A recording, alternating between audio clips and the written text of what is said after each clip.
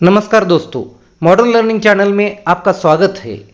यदि आपको वीडियो पसंद आता है तो उसे लाइक करना और शेयर करना मत भूलिए और कमेंट बॉक्स में जाकर कमेंट कीजिए। यदि आपने आज तक मेरा चैनल सब्सक्राइब नहीं किया है तो प्लीज़ प्लीज़ आज ही चैनल सब्सक्राइब कीजिए और सबसे पहले वीडियो आप देखिए।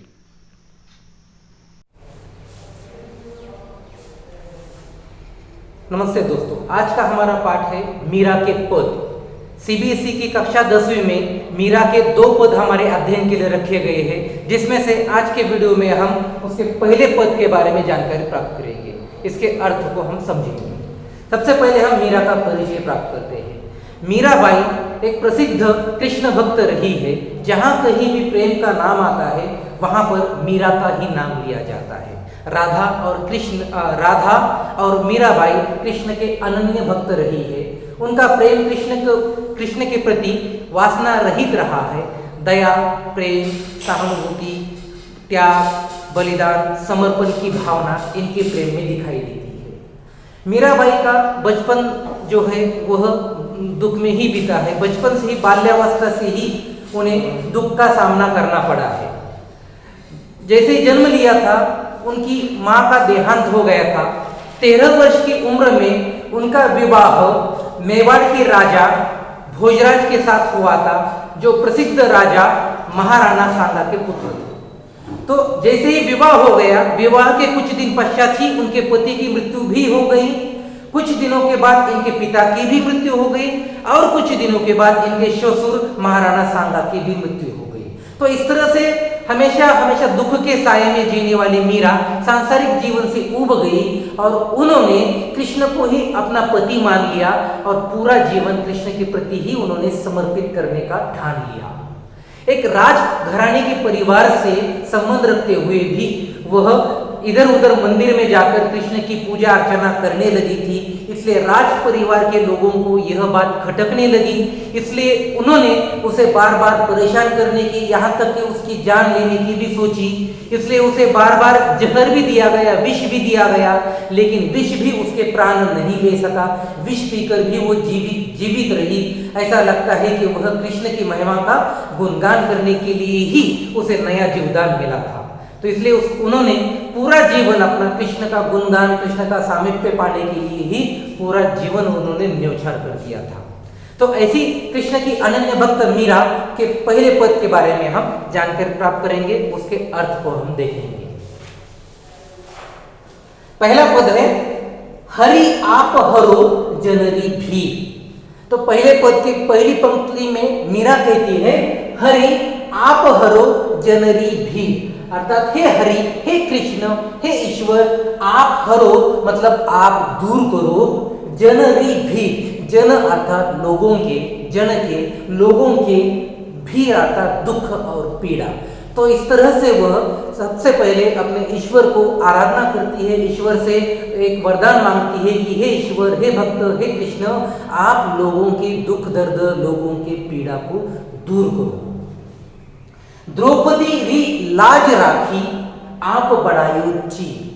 तो द्रौपदी की भी आपने लाज रखी है, आप बढ़ाई उच्ची, आपने उसका कपड़ा बढ़ाया है। जैसे ही एक द्रौपदी का वस्त्रहरण होने लगता है, उसके कपड़े छीन लिए जाते हैं। कृष्ण इसे अदृश्य रूप से इसे कपड़े प्रदान करते हैं और उसके कपड़े कभी खत्म नहीं होते। इस प्रकार की किंवदंती, इस प्रकार की कथा हमें महाभारत में दिखाई देती है या हमने सुनी होगी।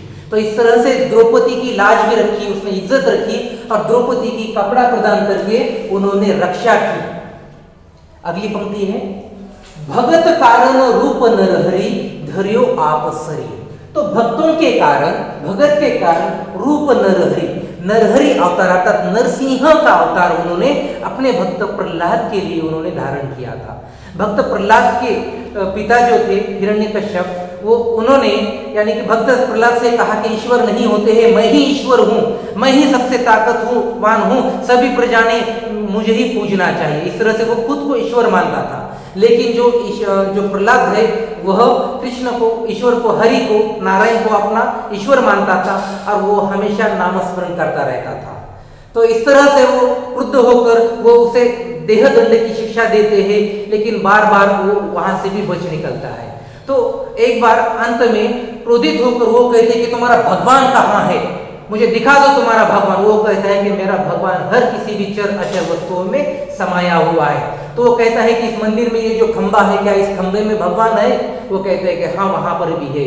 तो एक अपने लत्ता प्रहार से, लातों के प्रहार से वो उस खंबे को तोड़ देता है, और जैसे ही खंबे को तोड़ा जाता है, उस खंबे से जो है भगवान श्री कृष्ण नरसिंह अवतार लेकर, अर्थात आधा नर और आधा सिंह का अवतार लेकर वहां से प्रकट होते हैं, और गुस्से से क्रोध में आकर उसे यानी कि सजा देने के लिए उससे अपनी जंघा पर रखकर उसका पेट फाड़ देते हैं और उसे मृत्यु की शिक्षा देते हैं। तो इस तरह से अपने भक्त की रक्षा करने के कारण, अपने भक्ति की रक्षा करने के कारण उन्होंने नृसिंह का अवतार भी धारण किया, उन्होंने उसका शरीर भी धारण कर लिया। इस तरह से आप सबकी रक्षा करो और समय समय पर इस धरती पर, इस पृथ्वी पर अवतार लेकर लोगों की रक्षा करते रहो। अगली पंक्ति में कहा है, बुढ़तो गजराज राख्यो काटी कुंजर पी। अर्थात गजराज जो हाथियों का राजा था, गजराज, तो वो उसे भी एक बार पानी में मगरमच्छ ने पकड़ लिया था, उसके पैर को मगरमच्छ ने जकड़ लिया था, पकड़ लिया था। और आप जानते ही हैं, एक बार मगरमच्छ एक बार किसी को पकड़ लेती है अपने जबड़े में, तो उससे छूट पाना मुश्किल होता है। तो इसी तरह से उसने हाथी को पकड़ लिया था। तो इस तरह से मरते हुए हाथी को भी एक उन्होंने जो है कुंजर अर्थात हाथी, और काटी मतलब काट दी, मतलब नष्ट कर दी, पीड़ा अर्थात पीड़ा। तो बुढ़तो गजराज राखो, तो बुढ़ते हुए डूबते हुए गजराज को भी उन्होंने राखा, उसकी लाज बचाई, उसकी जान बचाई, काटी कुंजर पीड़। और इस तरह से हाथी की पीड़ा को उन्होंने नष्ट कर दिया। अंतिम पंक्ति में वे कहते हैं, दासी मीरा लाल गिरधर हरो मारी भीड़, कि हे कृष्ण, हे ईश्वर, मैं आपकी दासी हूं, मैं आपकी नौकर हूं, मैं आपकी चाकर हूं। तो आप क्या कीजिए, हे ईश्वर, हे गिरधर, हे पर्वत को धारण करने वाले गिरधर, गिरिधर, गिरि अर्थात पर्वत और धर अर्थात धारण करने वाले, इसी से इनका नाम पड़ा है गिरधर। तो हे पर्वत को धारण करने वाले, हे लाल, हे कृष्ण, मैं आपकी दासी हूं, हरो मारी भीड़। तो जिस तरह से आपने लोगों की पीड़ा को, लोगों के दुख दर्द को दूर किया है, उसी तरह से आप भी मेरी पीड़ा, मेरे दुख दर्द को आप दूर कीजिए और मुझे इस संसार से मुक्ति दिला दीजिए। तो यहाँ पर पहला पद पूर्ण होता है। जल्द ही मिलते हैं हम दूसरे वीडियो में। धन्यवाद।